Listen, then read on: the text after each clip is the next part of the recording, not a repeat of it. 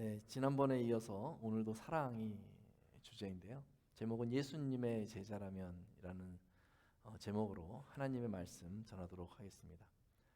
마태복음 10장에 보면 예수님께서 특별히 12명을 예수님의 제자로 삼으셨다, 이렇게 마태복음 10장에 나와 있습니다.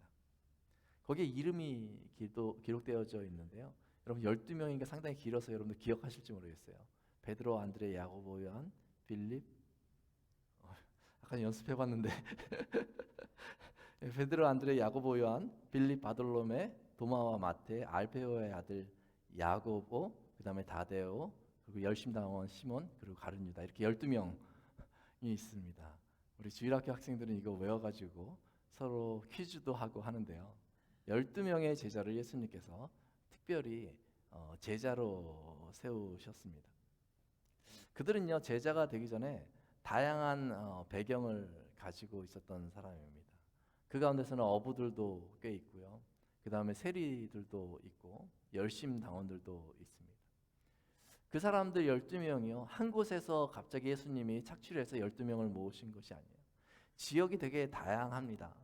그 지역 보면은 베세다 출신도 있고, 가나 출신도 있고, 가버나움 출신도 있고요, 가룟 출신도 있고, 다양한 곳에서 예수님이 돌아다니시다가 제자들을 불러 모아 주신 것이죠. 그러니까 다양한 곳에 와서 왔으니까요, 살던 문화가 다 달랐던 거예요. 근데 예수님의 제자라는 이유로 한 곳에 모였고, 이제 그곳에서 예수님을 따라서 같이 살게 된 것이죠. 어찌 보면요, 예수님이 아니었다면 서로 만날 일이 없는 그런 사람들인지도 모릅니다. 예수님이 그렇게 제자들을 부르셨습니다. 예수님이 제자들을 이렇게 부른 다음에 이제 불렀으니까 그 제자들에게 그냥 니네가 알아서 해라, 이렇게 얘기하신 것이 아니라요, 하나에서 10까지 예수님께서 다 가르쳐 주세요. 그 여러 가지 것들을 가르쳐 주시기 전에 먼저 제자들에게 예수님께서 사명을 주십니다. 마태복음 10장에 보면요, 사명을 주시는데 7절 8절에 이렇게 얘기하고 있어요. 제자들에게 가면서 전파하여 가로되 천국이 가까이 왔다 하고 병든 자를 고치며 죽은 자를 살리며 나병 환자를 깨끗하게 하며 귀신을 쫓아내되 너희가 거저 받았으니 거저 주라. 이렇게 예수님이 제자들을 불러놓고 그들에게 사명을 주었습니다. 이 이야기를 들은 제자들은 어땠을까요? 병든 자를 낫게 하고 귀신을 쫓아낸다. 그 제자들은 그런 거 할 수 있는 사람들이 아니거든요. 근데 이 이야기를 들으면서 저 같으면 그런 생각이 들었을 것 같아요. 야, 예수님께서 이런 사명을 주는 거 보니까 예수님이 나에게 그런 능력도 주시려나 보다. 야, 내가 선언하면 귀신이 쫓아나가고 내가 선언하면 죽은 사람도 일어날 수 있다니, 야, 얼마나 기가 막힌 일인가. 예수님, 저희가 그렇게 하겠습니다. 능력만 주십시오. 그러면요, 거저 줍니다. 거저 나눠주겠습니다. 보이는 대로 그 일을 하겠습니다. 이런 마음이 들지 않겠어요? 능력만 주신다면. 예수님이요, 거기서 말씀을 그치시는 게 아니라 계속해서 예수님이 제자들에게 얘기하십니다. 마태복음 10장 16절을 보니까 내가 너희를 보냄이 양을 이리 가운데로 보냄과 같도다. 그러므로 너희는 뱀같이 지혜롭고 비둘기같이 순결하라. 이렇게 제자들에게 말씀하시는 거예요. 제자들이요, 그 얘기를 딱 듣고 나서는요, 약간 긴장이 됐을지 모릅니다. 그래, 이 세상이 만만치 않지. 양을 노리는 이리떼와 같이 우리에게 덤벼들 수도 있겠구나. 마음을 단단히 먹어야 되겠다. 제자들이 이런 마음을 가졌을 것 같아요. 그러면서 내가 그래, 지혜로워야지, 더 순결함을 유지해야지 하면 이런 각오를 하지 않았을까, 그런 생각을 합니다. 예수님은 계속해서 선별된 제자들에게 10장 28절에서 이렇게 말씀하십니다. 몸은 죽여도 영혼은 능히 죽이지 못하는 자들을 두려워하지 말고 오직 몸과 영혼을 능히 지옥에 멸하실 수 있는 이를 두려워하라. 이렇게 제자들에게 말씀하시는 거예요. 이리떼와 같은 이들이 양 같은 우리를 향해서 공격해 올 수도 있는데, 야, 역시 예수님이시구나. 그래, 사람들은 기껏해야 내 몸밖에 죽이지 못하지. 하지만 우리 하나님은 우리의 몸과 영혼을 다 멸하실 수 있는 분이지. 그러니까 내가 사람을 두려워하지 말아야 되겠다. 또 하나님께서 그 능력 있는 하나님이 나를 불렀으니까 하나님을 두려워하면서 하나님을 의지하면서 정말 이 세상을 내가 예수님의 제자답게 살아야 되겠다. 그런 담대함이 제자들의 마음에 생겼을지 모르겠습니다. 예수님은요, 더 나아가서 그 제자들에게 마태복음 10장 40절 42절에서 이렇게 말씀하십니다. 너희를 영접하는 자는 나를 영접하는 것이고 나를 영접하는 나를 보내신 이를 영접하는 것이니라. 와, 너무 근사하지 않습니까? 나를 영접하면 정말 주님께서 그 사람을 영접해 주시고 하나님께서 그 사람을 영접해 주신다. 이 정도면 굉장히 보장된 말씀 아닙니까? 정말 제자 되기를 너무 잘했다. 정말 우리 주님께서 모든 것을 다 준비해 주셨구나. 그래서 나를 부르셨구나. 아마 이런 생각을 하지 않았을까 싶습니다. 예수님은 제자들을 부르시고 제자들에게 그러한 사명을 설명하시고 그리고 그 제자들과 정말 한시도 떨어지지 않고 같이 다니시면서 모든 사역을 감당하십니다. 그래서 마태복음 10장에 부르셨는데 11장부터 이렇게 책장을 넘기다 보면요, 매 장마다 제자들에 대한 얘기가 나와요. 저희 같으면요, 야, 예수님이 뭐 성경에 나온 것 이상으로 사역을 많이 하셨을 거 아니에요. 그러면 그 재미있는 사역 이야기를 좀 더 듣고 싶은 마음이 있거든요. 그런데 매 장마다 제자들 얘기가 나와요. 제자들 얘기가. 11장에 보니까 제자들을 보내요. 12장에 보니까요, 제자들이 시장하여. 13장에 보니까 제자들이 나와 이르되, 14장에 보니까 즉시 제자들을 재촉하여. 15장에 제자들이 나와 이르되, 16장에 보니까 제자들이 건너편으로 갈새 예수께서 제자들에게 물어 이르시되, 17장에 보니까 예수께서 베드로와 야고보와 그 형제 요한을 데리시고, 18장에 보니까 그때의 제자들이, 이 안에 뭐 다양한 내용들이 있을 텐데요, 분명한 건 빠지지 않는 게 뭐가 있습니까? 제자가 빠지지 않는 거예요. 예수님의 이 땅에서의 사역 중에서 정말 아주 중요한 사역이 바로 제자 세우는 사역이었다는 것이죠. 복음서를 읽어보면 읽어볼수록 예수님께서 얼마나 그 제자들에게 신경을 쓰셨는지, 그 제자들이 그저 어부 생활하다가 물고기 잡다가 세리로 생활을 하다가 주님 앞에 나와서 하나님의 나라의 사역을 아무것도 할 줄 모르는 그 제자들을 제자로 만들기 위해서 예수님께서 계속해서 신경을 쓰시고 애를 쓰셨다는 것을 저희가 복음서에서 확인해 볼 수 있는 것입니다. 저희는요, 일주일에 한 번 이렇게 주일날 모여서 이렇게 예배 드리잖아요. 그리고 나서 이제 식사하고 밥 먹고 교제하고 나서 잘 지내시라고 이제 손 흔들고 나면, 그러면 이제 주중에 이제 만나지 못하다가 또 한 주간 지나야 이렇게 한 번 만나잖아요.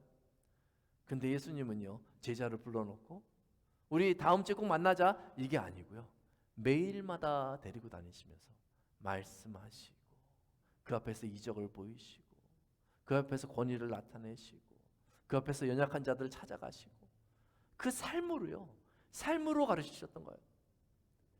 제자들에게 지식을 전달해 주려고만 하신 것이 아니라 그저 나를 다 보여주면서 나를 닮아와라 이렇게 얘기하고 있는 거예요. 이 제자의 개념은요, 요즘에 학교에서 지식을 가르치는 그 학생의 개념을 뛰어넘는 거예요. 제자는요, 스승을 그대로 닮아가는 것이 바로 제자인 것이죠.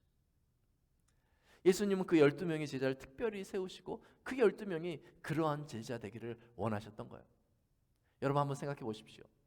예수님이 이 땅에서 사역을 할 때요, 정말 많은 사람들이 정말 예수님을 찾아왔어요. 그리고 막 몰려들었단 말이죠. 그러면 이렇게 쭉 둘러보면요, 야, 쟤는 얘보다 훨씬 낫겠다, 뭐 이런 생각이 들 수도 있지 않겠어요? 그래, 너는 별로 보니까 기본이 내 제자가 될 만한 거 아닌 것 같아. 제가 좀 더 나을 거 하면서 체인지할 수도 있잖아요. 근데 예수님 그리 하지 않았어요. 예수님이 선별한 그 12명의 제자, 이 제자들만 특별히 그 사명을 주시고 제자답게 세워지기를 기대하시면서 그 모든 삶을 보여주시고 그 삶으로 제자들이 닮아올 수 있도록 그렇게 하셨던 것이죠.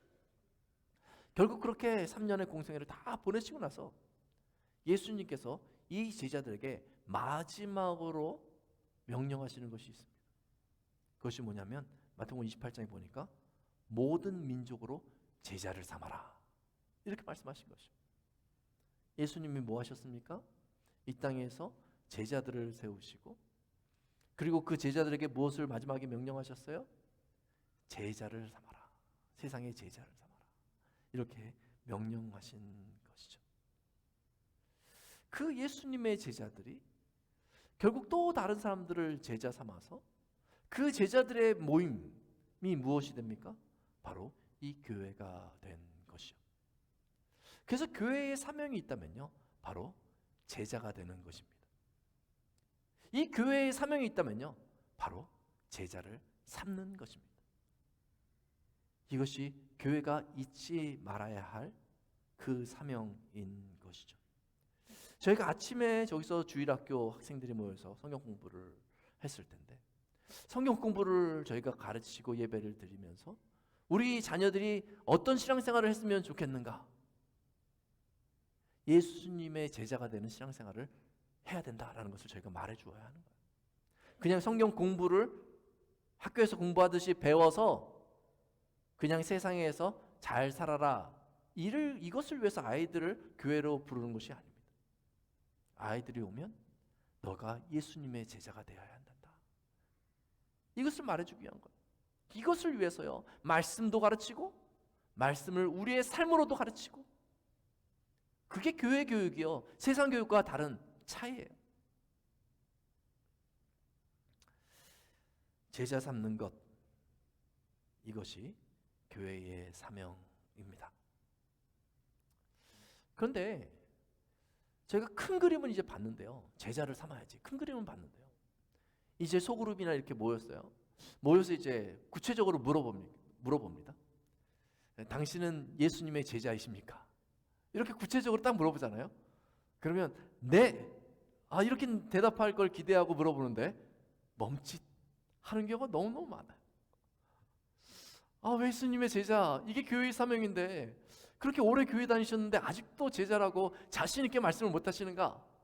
이렇게 물어보면요, 아직 기도하는 게 좀 이게 익숙하지 않다라는 거예요. 교회는 오래 다니긴 했는데 성경에 대해서 사실 잘 아는 게 별로 없다라는 거예요. 그래서 제자라고 얘기하기에는 좀 부족한 것 같고, 사실 교회 나오긴 했는데 별로 그렇게 교회에서 봉사를 많이 한 것도 아니고, 그래서 제자라고 말하기에는 좀 아직 어려운 것 같습니다, 이렇게 대답하시는 분들을 종종 보게 됩니다. 만약에 내가 제자가 아니라면요, 제자는 뭐 해야 되는 사람이에요? 배워야 되는 사람이잖아요. 그러면 이제 교회에 왔으니까 생각해보니까 제가 제자로서 참 부족하네요, 이제 제가 열심히 배우겠습니다, 제자가 돼보겠습니다, 뭐 이런 각오를 해야 되잖아요. 근데 그러시는 분들은 별로 없더라고요. 내가 제자가 아니다 생각하시는 분들은요, 그럼 나중에 제자가 되도록 한번 해볼게요 라고만 해요. 왜냐하면 현대사회가 너무 바쁘거든요. 너무나 바쁘다 보니까 젊을 때는 아이들 키워야 되죠. 아이들 키우는 것이 얼마나 요즘에 바쁩니까?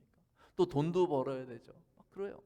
내가 제자로서 훈련하기에는 너무 시간도 없고 아직 재정적인 여력이 없습니다.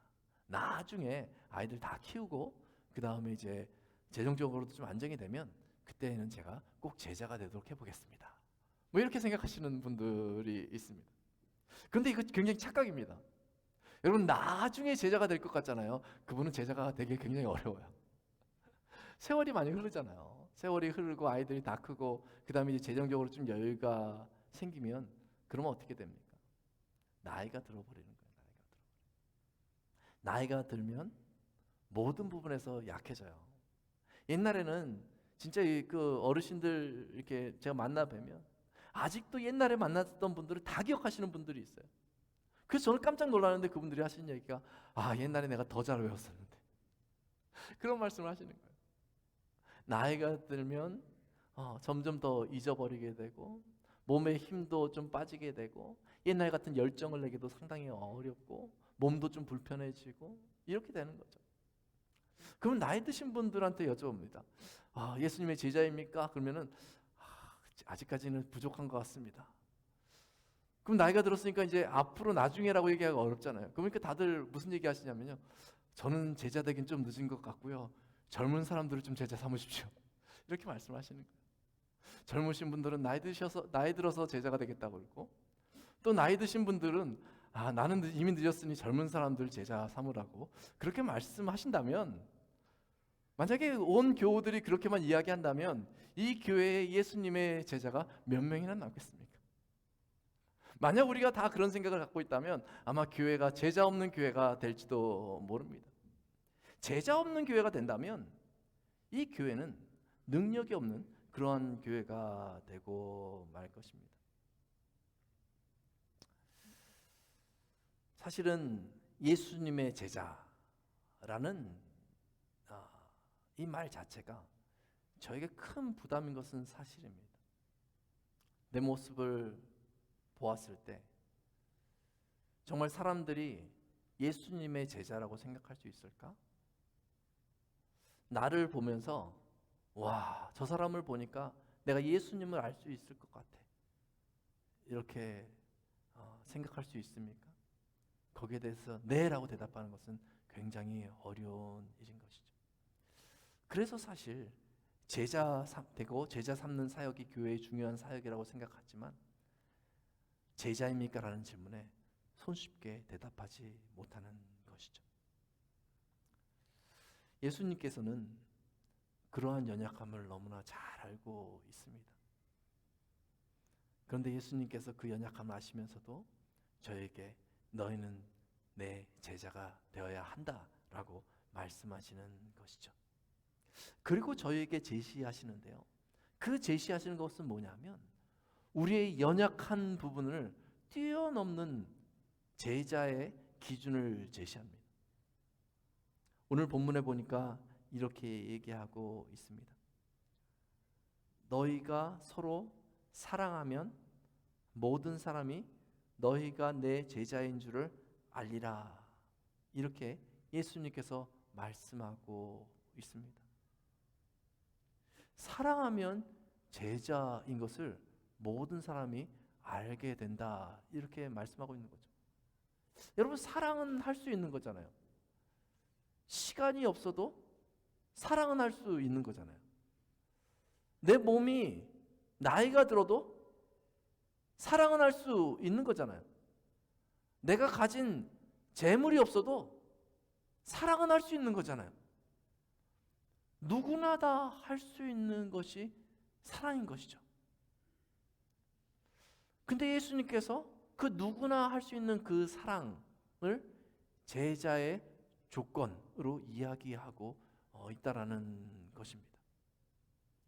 우리가 예수 그리스도 안에서 만난 우리가요, 서로 사랑하기만 하면 세상 사람들이 우리의 공동체를 보면서 예수님의 제자들이구나, 이렇게 말할 수 있다라고 예수님께서 말할 것이라고 예수님께서 가르쳐 주고 있는 것이죠.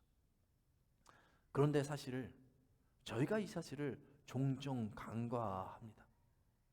심지어 예수님의 말씀을 듣던 베드로는요, 지금 예수님께서 사랑에 대해서 말씀하셨는데요, 그 사랑에 대해서 집중하지 못하고 그 앞에 예수님께서 말씀하신 것에 마음을 두고 베드로가 제자의 충성을 보이기 위해서 37절에 이렇게 말하고 있습니다. 주여, 내가 지금은 어찌하여 따라갈 수 없나이까? 주를 위하여 내 목숨을 버리겠나이다 라고 베드로가 예수님한테 얘기하는 거예요. 예수님이 너희는 올 수 없다라고 했거든요. 그러니까 이 베드로가요, 그 충성심을 나타내기 위해서 내가 목숨을 버릴지라도 예수님을 따르겠습니다, 이렇게 얘기하는 거예요. 지금 예수님은 뭘 얘기했습니까?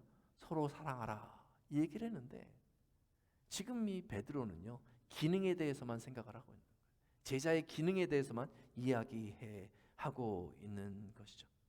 예수님은 그 핵심을 찌르고 있습니다. 기능만을 쫓고 있는 베드로의 그 마음을 찌르면서요, 이렇게 말씀하십니다. 그 한계를, 베드로의 한계를 드러내시면서 이렇게 얘기합니다. 내가 나를 위하여 내 목숨을 버리겠느냐?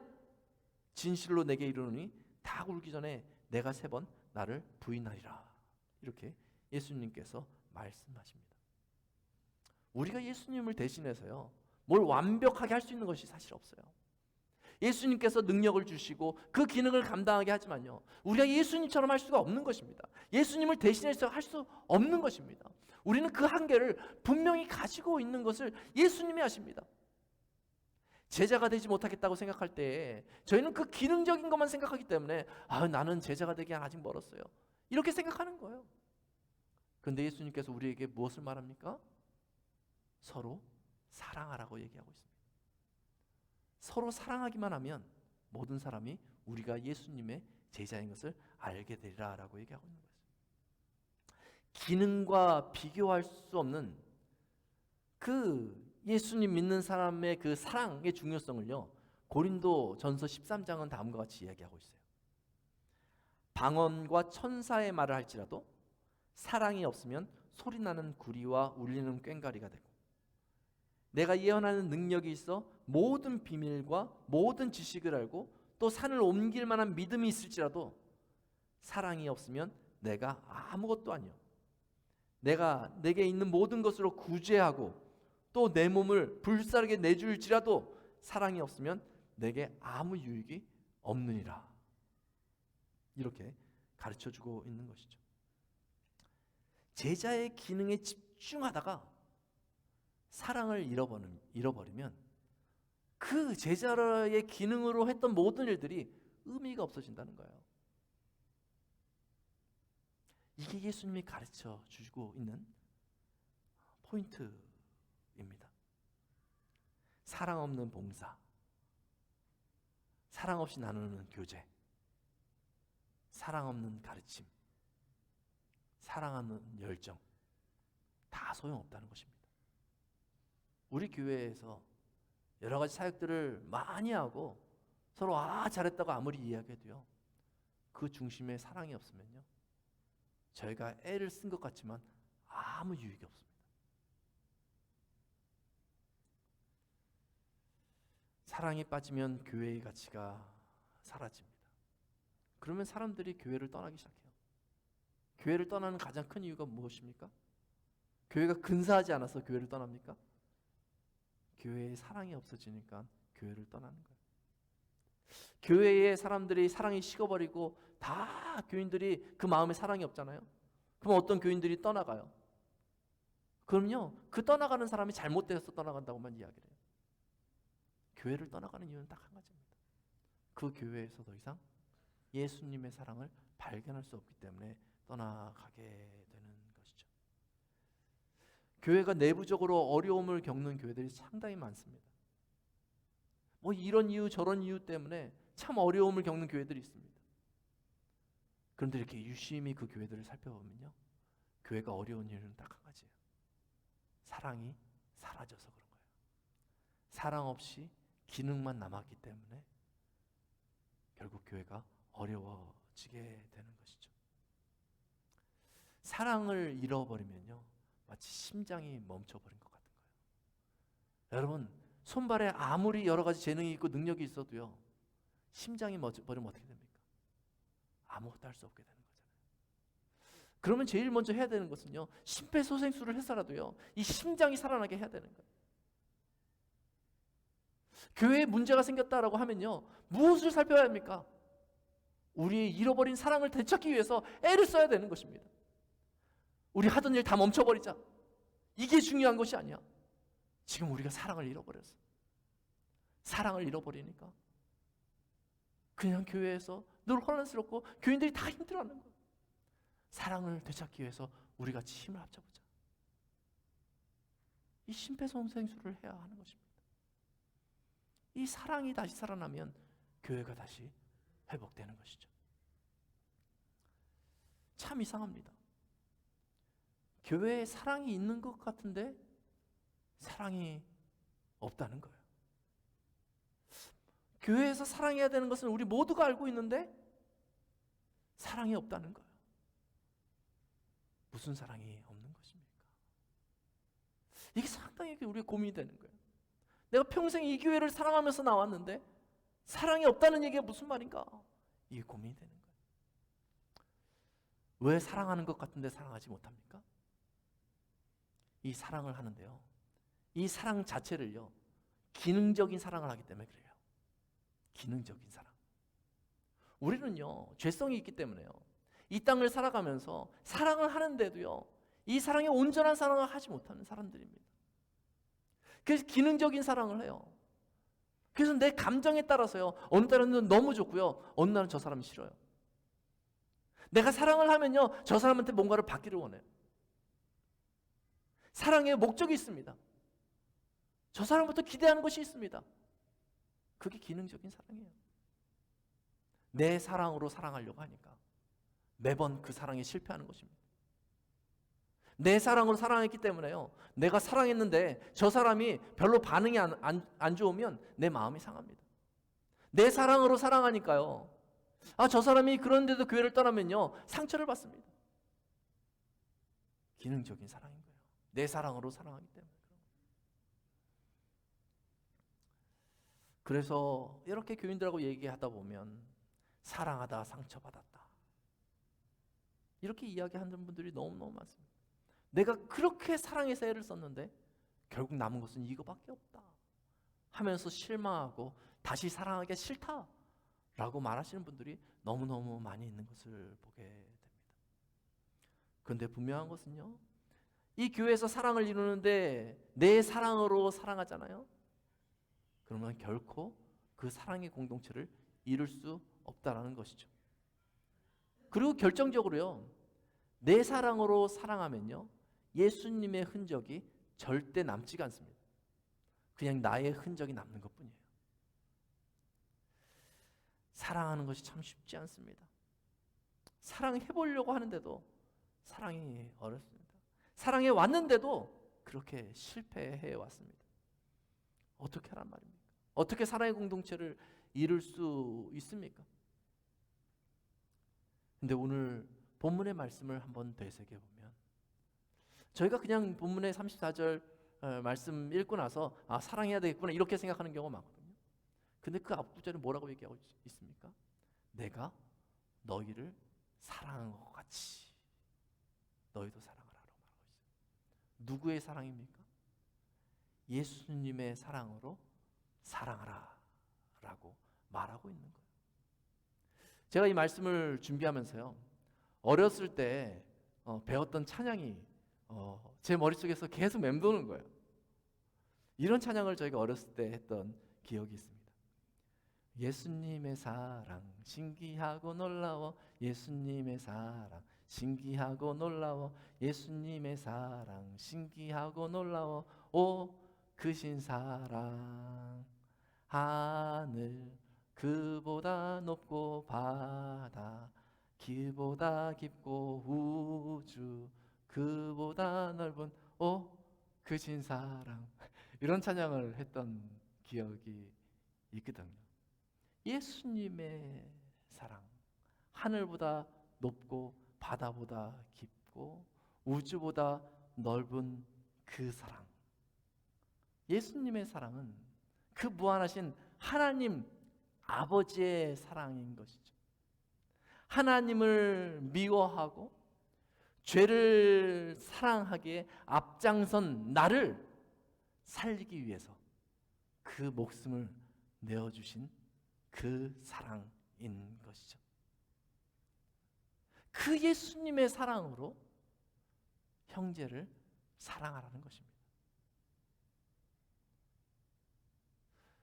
제가 이 교회에서 누군가에게 무엇을 잘 해준다고 생각해 볼 때 그분이 물어볼 수 있습니다. 아니 왜 이렇게 나한테 잘해주는 거예요? 당신은 참 사랑이 많으신 사람 같아요. 뭐 이렇게 얘기할 수 있지 않습니까? 그때 대답을 잘해야 됩니다. 그래요, 제가 좀 사랑이 많은 사람이에요. 이건 제 사랑으로 사랑하는 거잖아요. 근데 그 사랑을 베풀었을 때 그 사람한테 분명하게 해줄 수 있는 게 그런 이야기죠. 아니요, 저는요 사랑이 많은 사람이 아니에요. 제 사랑으로 사랑하면요 정말 당신을 어느 시점에는 미워할 수밖에 없는 사람입니다. 근데 우리가 주 안에서 한 공동체로 만났잖아요. 제가 예수님의 사랑으로 당신을 섬기는 거예요.